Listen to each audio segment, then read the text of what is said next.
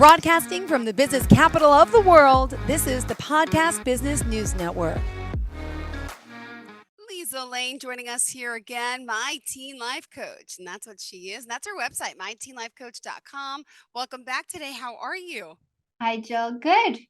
Busy time of year. That's a good thing, right? I think so. Yes. All right. Good to hear it. How's everything else been? All right. Yeah. February is, January, February is always an interesting time of the year because it's that dark before spring. It's, everybody's sick before they get better. Everyone feels that sad winter feeling. Depression. Got it. Yeah. I totally hear you. Oh my goodness. Well, pleasure having you back here. And for new listeners today, just tell us a little about what you do before we get into our area of focus. Yes, of course. So we are a teen and professional family life coaching business. We work with teenagers from the age of 10 onwards and their families to start thriving in life and to kind of get over the bump of the 10 years or 10 to 15 years of adolescence and young adulthood. And our focus is on research-based and evidence-based just strategies and numbers that are behind why things are going on the way that they are, how our communities and just the sociology of everything affects our life. We don't live in a bubble. So it's just about working with them, bringing the human experience to the table and working in a dynamic environment so that, we're not just surviving, we're thriving. Got it. Well, thank you for being here. Pleasure to have you. And for today, what's on topic for us? Yeah, today I really wanted us to talk about self-defeating beliefs. Recently, we've been realizing that sometimes our ability to just survive in long-term stressful environments or environments that generate a lot of anxiety, depression, and even starts creating low self-worth or low self-esteem with our teenagers, that it can become a more permanent thing if it's not dealt with symptomatically or at root cause. So the symptom is, in this case, what we're talking about around self-defeating beliefs. And it's not just a self-defeating thought or moment or day even. It's when self-defeating thoughts and beliefs start to become part of the teenager's philosophy of life and how they identify or would define themselves. So I always caution this with, if a teenager is unable to get out of this mode, then absolutely they need therapy. But there are ways for parents to start to identify when self-defeat becomes more than just a passing mood swing or more than hormones or whatever our adolescents are going through. So I thought that would be just a good thing for us to touch on, because I can give parents a couple of strategies and things to look out for. And self-defeating beliefs is not something that we talk about, at the restaurant or, any of the urban dictionary words that are really out there at the moment. So it flies under the radar a little bit when it comes to that general talk. So in general, a self-defeating belief, Jill, is an attitude. It's an attitude that can become part of that child's philosophy or value system. So a good example of this might be, I must be productive and successful all the time in order to be a worthwhile person.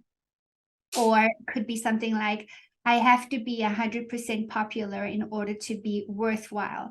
You'll notice in both of those sentences, both of it ends with, I measure myself based on whatever that thing is, right? So my self-worth is dependent. The way I look at these things is dependent on, where I am or how I see myself in the world. And so the question that I ask quite a bit is, do you base your self-esteem or self-worth on your relationships with others, your achievements, something that is external to yourself? Okay. So there's a checklist that we've created. It's kind of a combination of different assessment tools and things that are out there. But this particular little checklist that we've created helps us to just very quickly give it to our clients and have them start to identify a little bit of some of those things that are coming up in their heads. And then it tells us kind of what it's related to, right? So for example, criticism is very upsetting to me would be one statement. Another statement might be, when I'm popular, it makes me feel worthy. Another one might be, being loved by another person is everything to me. Or for example, it might be, I feel inferior to other people when others are more successful than me. And so there are a few areas that we get to highlight out of this checklist. The first area is, and we call it addiction because it's like, I can't move forward without this thing, right? So it's addiction to approval and love, right? If everything is, so when you have an adolescent in your life who talks about somebody else being clingy to them, right? Like they're always clingy on me, chances are that person is dependent on somebody else in order to feel worthy, right? So it's that addiction to approval and love. Another one is the addiction to achievement and perfection. Those type A kids that are out there who are feeling like they've got to get that one more thing in order to feel like they're worthy. I know growing up, that was definitely me. I had to have one more degree, another certification, another medal, another something. And that was how I was able to put value on myself as a kid. Another one is that self-blame. Everything went wrong because of me. I failed because I suck. Everything is always something went wrong outside of themselves. And then hopelessness was another one that and so that sounds like something like, my bad moods come from outside my control, or that there's very little I can do to help my situation, right? There's nothing I can do to help my situation. So we just kind of give them this very simple checklist, and it just gives us a directional flavor in terms of, where this kid is going, in terms of what self-defeating beliefs they have that then affect their self-worth, their way of being able to, thrive. And the sad thing is, I didn't actually look up any statistics on this, but there is a lot of the people who do feel this think it's normal, right? So number one, it's not normal. And if it's in your life, go to therapy or contact us if it's something that you think you can work on and get over.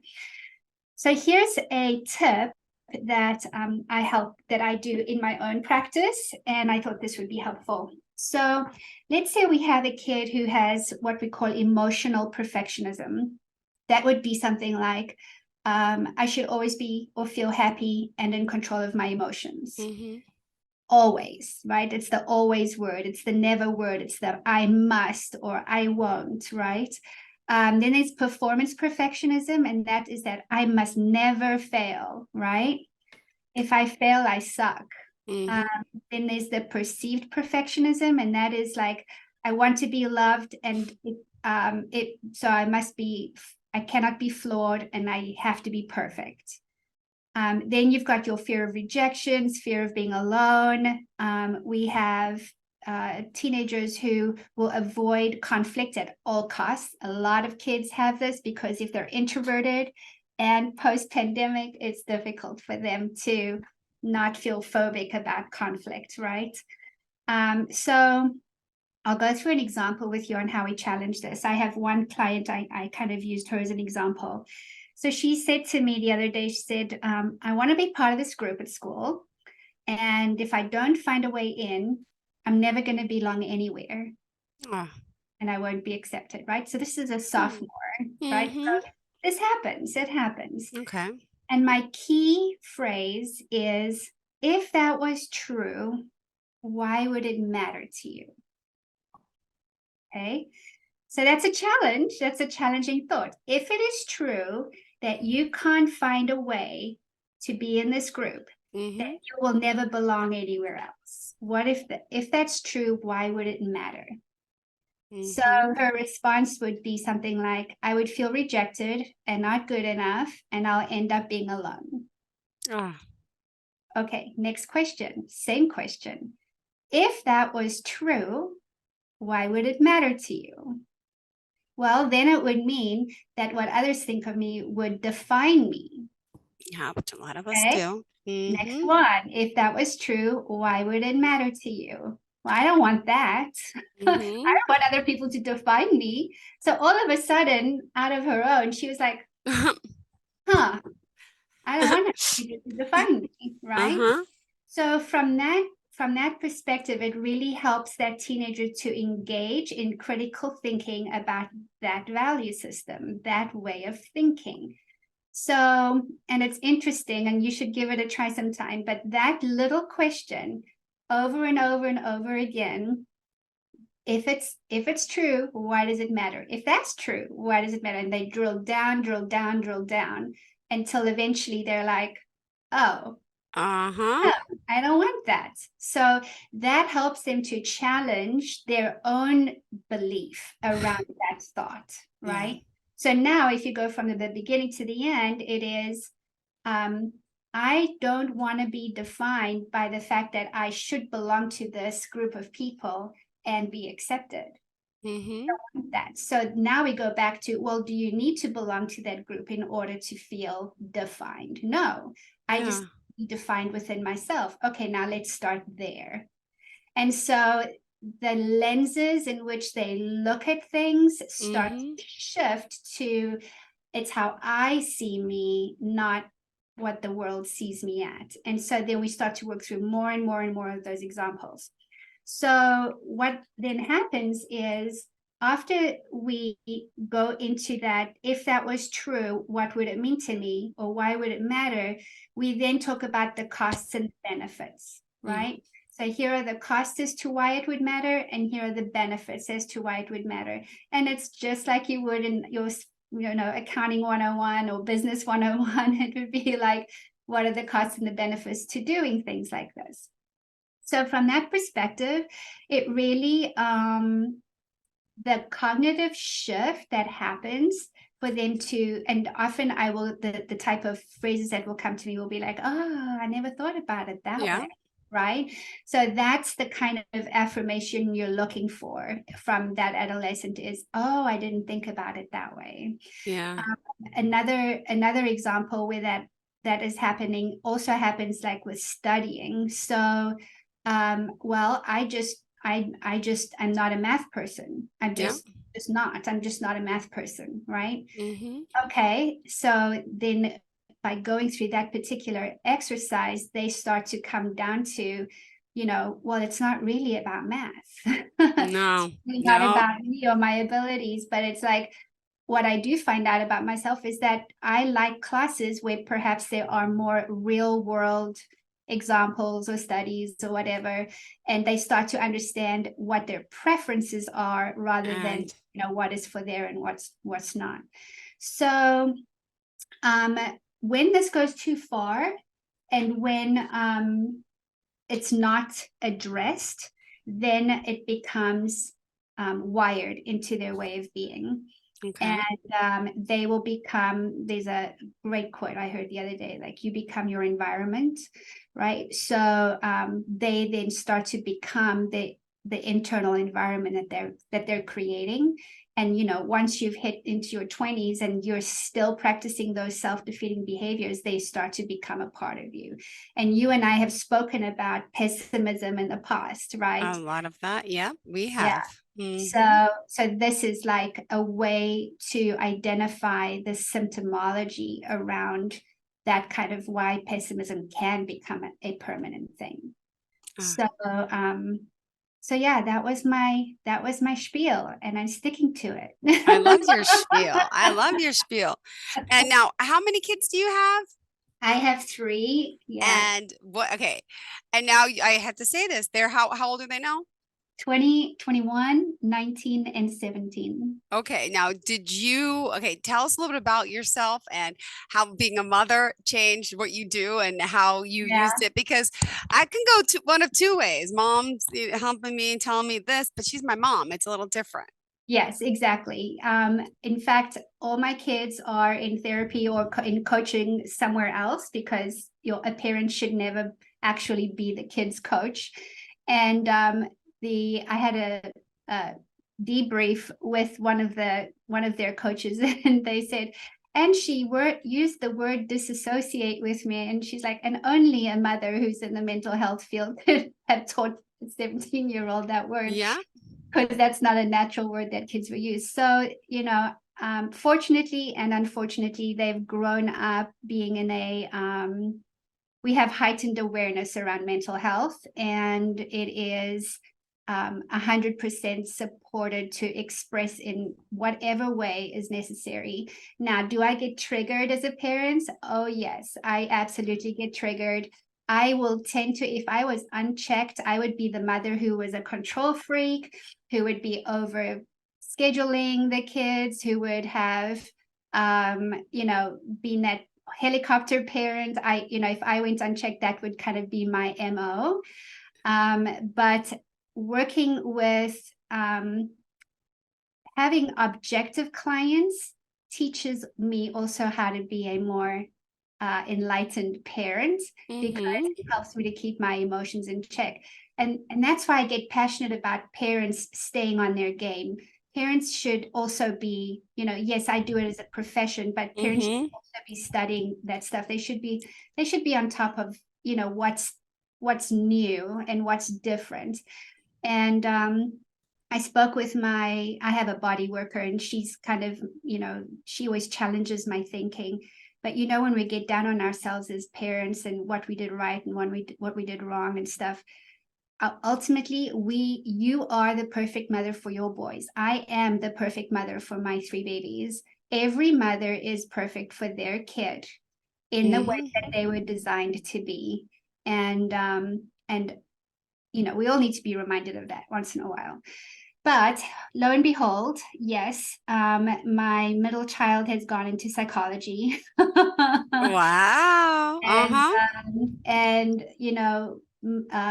both my son and my youngest daughter are very well versed, like good speakers. Like they just know how to express what they need to say. So I like to think that their emotional intelligence is above average. There's a dark side to that too, though, because they think deeper or focus on the dark side a lot sometimes, and you kind of have to have that balance. Gosh, yeah, So because it's a challenge. yeah, well, no, my boys are now 6 and 8, so still a little young. But I told you I'm noticing that deficiency when it comes to doing the homework, and that Yes. seems to be my biggest issue is the whole deficiency, and it just I get so angry too. And Yeah. I mean, he's yeah, instead of sitting down and doing it, it's just nasty and it becomes a fight every day. Is that something that you deal with your clients? Did you ever have that experience as well? My parenting was very different that way when it came to school, and partly because I did not grow up in the American school system. So as a Sure. first generation, I literally said to them, this is 100% on you, because there's not very much I can do. I can facilitate, I can have conversations with your parents. I will make sure that you're being held accountable. But making you do stuff when it's 100% your responsibility, I will not. And so there were times during that time frame between the ages of 8 to 12, I would say, where they were not being accountable, they were not handing in homework, they didn't want to do homework, et cetera, et cetera. And then they had to learn it the hard way. So it got to points where it was near failure, or there was an escalation of stuff. And I was just like, well, you want you can't do the same thing expecting something different. So it's up to you. There's nothing I can do to help you here. I can help you in other areas, but there is nothing I can do here. This is 100% on you. You have all the resources you need. You have great teachers, you have tutors, you have a support system. But in schoolwork, my support system to you ends with you're going to get up and go to school. Got it. Got it. Okay. So that kind of carried on over into middle school and high school. And then, of course, when it got to applying for college and stuff like that, they were 100% independent. They just brought me the forms. I just had to sign the stuff. They all got scholarships because they knew that, it's 100% on them what the outcome is going to be. Wow.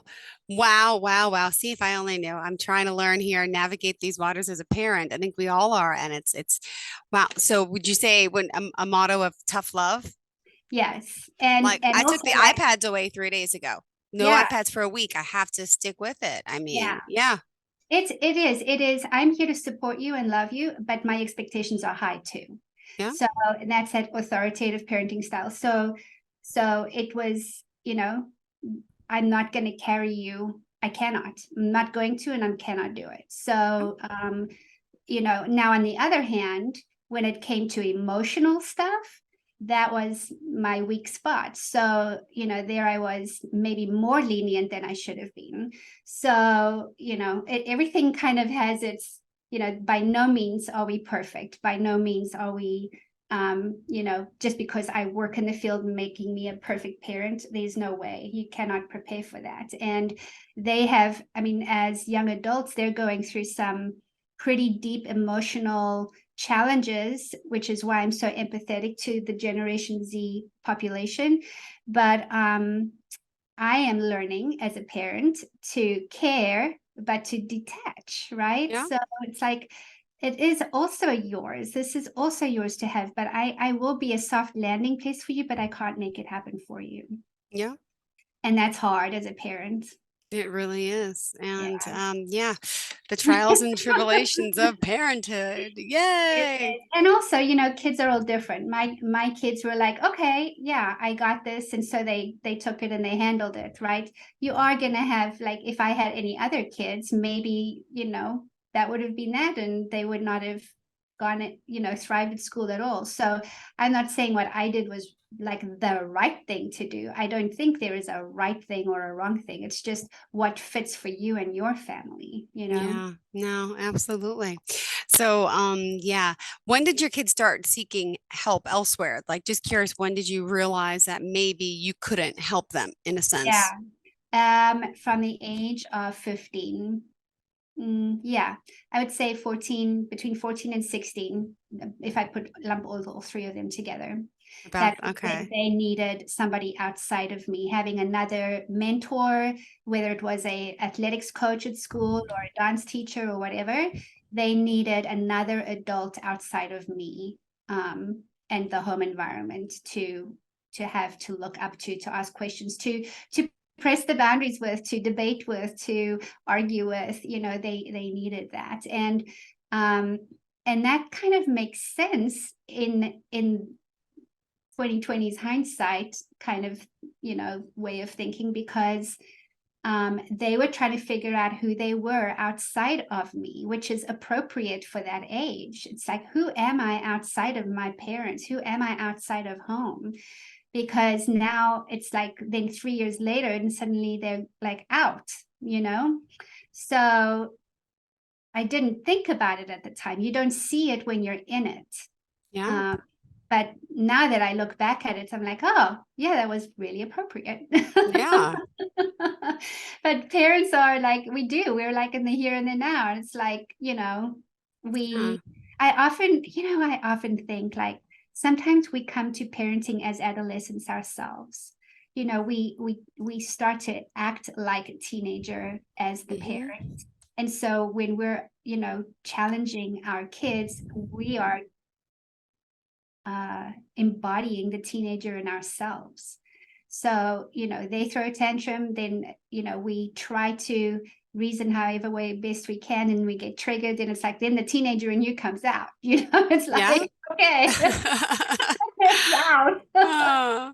And so if we don't keep ourselves in check and keep that parenting mindset, rather than just like, going backwards in time and suddenly you've got two teenagers having a screaming match at each other, except one is 20 years older than the other. Yeah. Oh my goodness. And as myteenlifecoach.com, also, it's not just you, you have other members that are on board coaching. You have quite the business. You work with students and families all over the United States or all over the world at this point. I have clients all over the world, a few in Europe and quite a few in Canada, and then all over the US as well. Amazing. Amazing. And for someone wanting to reach out for initial consult, is that something that you offer? Yeah, so everyone can just go to the website, myteenlifecoach.com, and there is a 20-minute exploratory call that anybody can do anytime. And also folks can call at the number that's on the screen here. It's 770-235-8202. And we also text. So if you text us, if you're in the middle of a meeting and you're hearing a little bit of this and you're like, oh, you can definitely text and we'll get back in touch with you. We're going to also be expanding a little bit into health and wellness down the line, so that we can, the coaching field right now, it's difficult for folks to use their healthcare insurance for it because it's kind of new in terms of medical and mental health. But we're hoping to try to explore some of the other options so that it's more accessible to folks with their mental health, health insurance stuff. Well, thank you for being here as always, Liezel. Remind us of the number we can reach you at, please. Yes, 770-235-8202. And you can go to www.myteenlifecoach.com and also just look us up on social media. And we're very, very happy to help in any way that we can. Great. Thank you again. Have a fantastic day. To all of our listeners, stay tuned. Looking forward to next week. Are we still having our regular show to talk? Perfect. We'll talk then, and I'll see you soon. Have a great day. Are you looking for even more of the podcasts and hosts that you love? The Podcast Business News Network is proud to announce that you now have even more ways to listen live. Check out the MyTuner Radio, online radio box, and Simple Radio apps on iOS and Android, or find us online. Search for Business News Network on mytuner-radio.com or search Podcast Business News Network on streama.com and onlineradiobox.com/US. Take your podcast on the go and don't miss a minute of the action.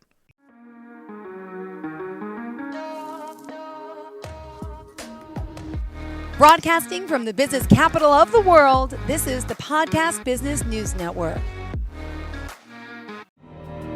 For nearly 2,000 severely injured veterans, everyday life has become filled with barriers.